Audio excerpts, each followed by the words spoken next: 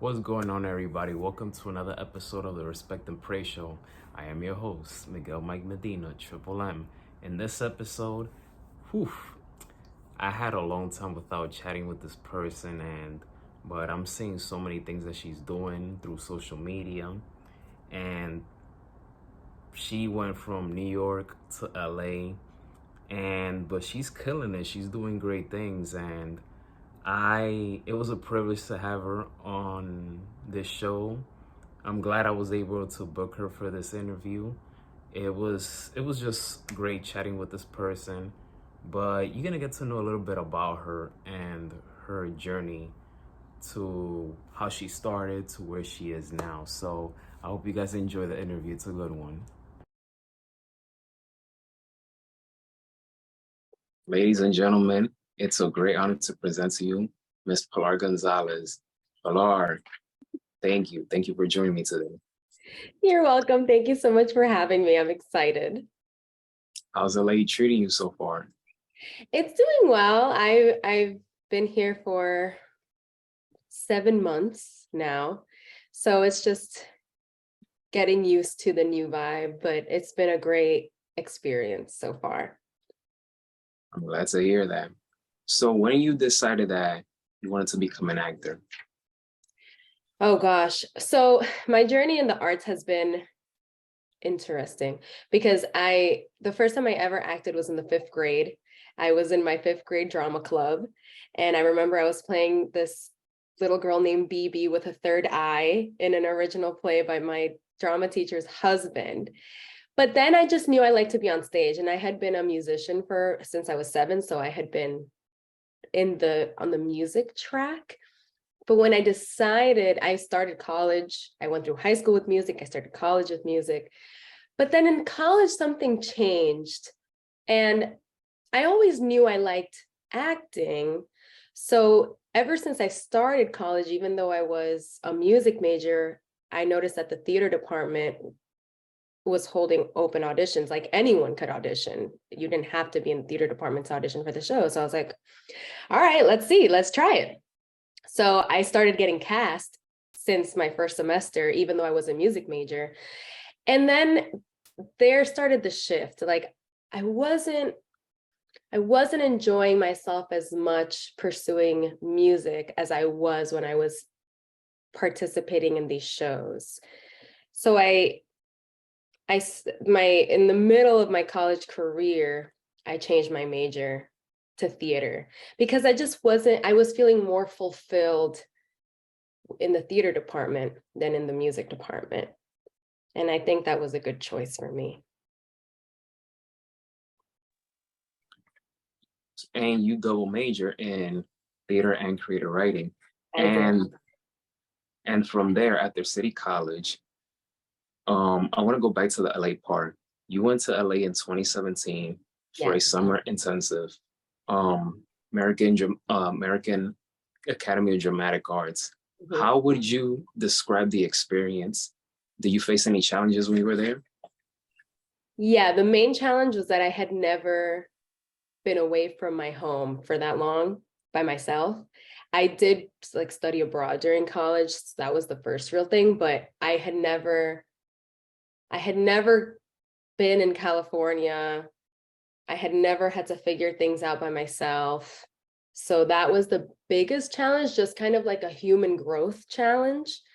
And then in terms of the program was amazing. We did a lot of on-camera work, a lot of improv work. There was a musical theater class. There was like a sitcom acting class. It was just a lot of different little classes with its own group. It was 2 weeks of one intensive and then 2 weeks of another intensive. I think during that time, I really learned valuable foundational skills that would eventually prepare me to be a working actor, as in getting off book in like a day for an audition, like doing things like that in college you have more time for. In theater, there's more time. When it comes to film and TV, it's a little bit of a quicker turnaround. So it was just like facing those little challenges that I didn't really experience in college. the challenges that would eventually help in like real life, you know? But other than that, I didn't feel like I had any challenges. So you wrote, directed, and produced a play called "I Celebrate Myself," a conversation with Walt Whitman at the Davenport Theatre. I know because I went to see it. What inspired you? What inspired you to create this project? And what are some things you wish you could have done differently as you look back now? Yes. Well, as a creative writing major, I have read a lot. And I remember reading through Leaves of Grass, which was Walt Whitman's life's work. He only ever wrote one piece of work, but Leaves of Grass, he worked on his whole entire life. He wrote it, rewrote it, added, this was just his life's work. And I remember reading it, reading pieces of it, reading through it, and it was just very much about the human condition, what it is to be alive, the nuances, the little things. And then I remember just thinking about this work, especially since every year my mom is a writer, so every year they do the America's Poetry Festival in New York, and every year there's one day that they go to the Walt Whitman Birthplace Museum in Long Island.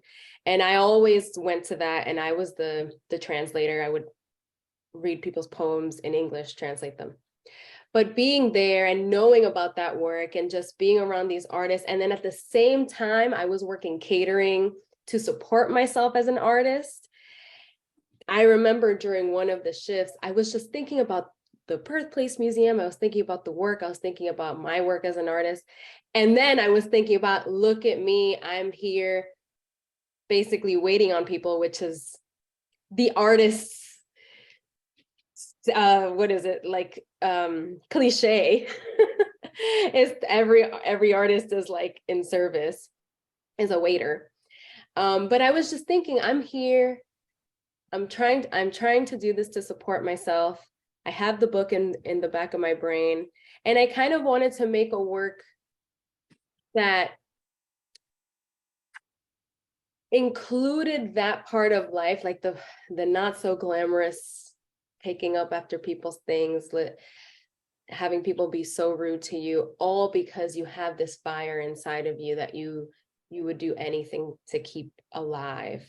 So it was just kind of like combination of two lives. I wanted to kind of combine them. And I thought Walt Whitman's work was perfect for that, because a lot of the pieces in Leaves of Grass kind of speak to doing that for your life. How's your mom, by the way? She's good. My mom's good. She's good. We're gearing up to take a mother-daughter trip, so I'm excited about that. Nice, nice. I remember at one point you were taking like hip hop classes. So do you still do that, or not as much as before? No, I haven't yet. I haven't here yet. And that was pre-pandemic that I was doing a lot of dance. After the pandemic, the whole world changed. So I haven't been able to go back, but there are a lot of dance studios here in the Valley where I live. So I've been meaning to walk into one and take a class.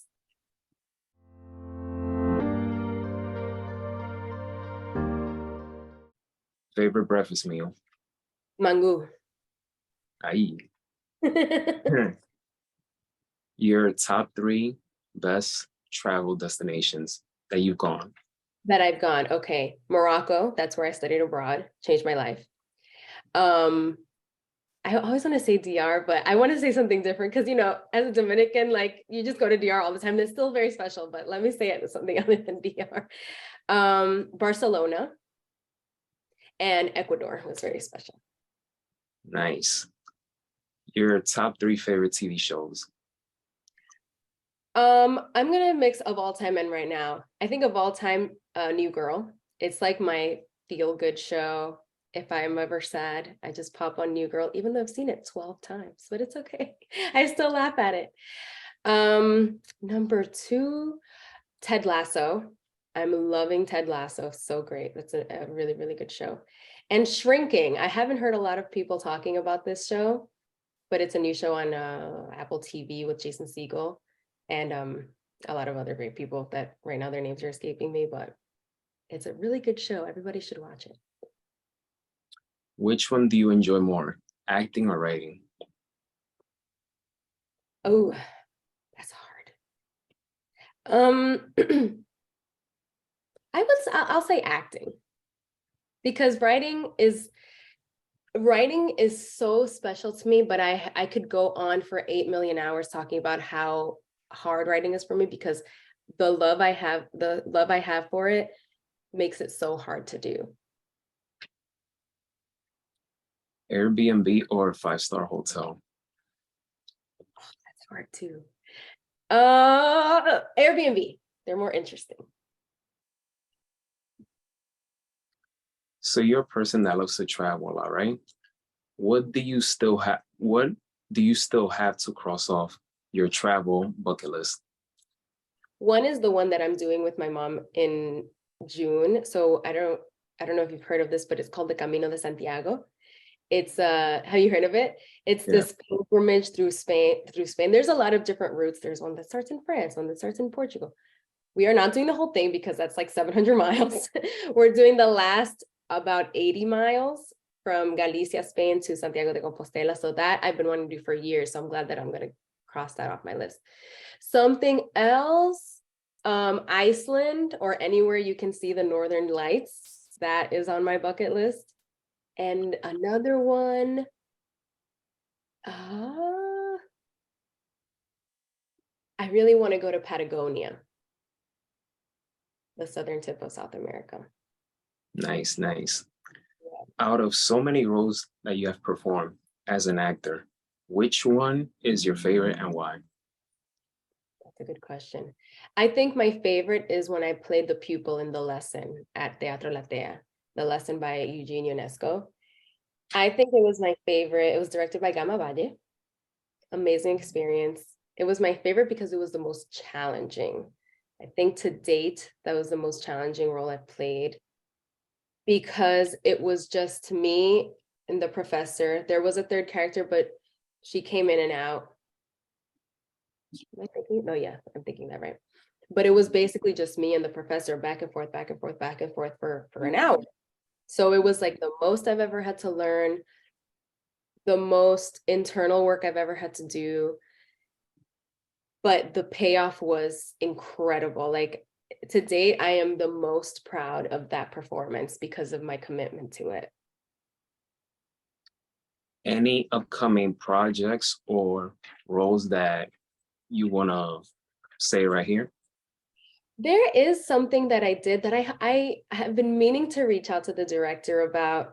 I know he was going through some family things, but it hasn't come out, and we finished. It's a short film called DNA, directed by Quay Jones, written and directed. One of the lead in that short right now has a recurring role on Grey's Anatomy, so that's exciting to have worked with him.